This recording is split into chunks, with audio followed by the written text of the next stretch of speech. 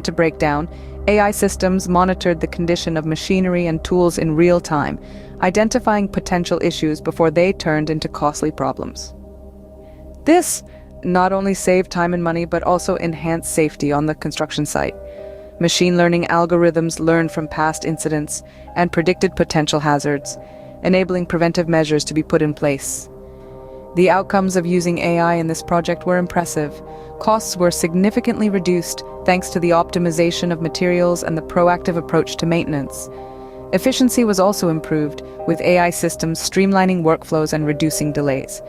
But perhaps most importantly, the use of AI led to enhanced safety, with fewer incidents occurring on site.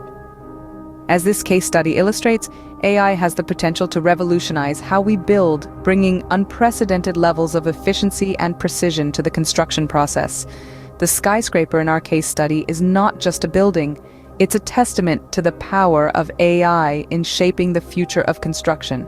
So what does this mean for the future of construction?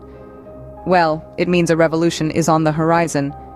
As we've seen, artificial intelligence can significantly improve efficiency, reducing time spent on tasks that can be automated.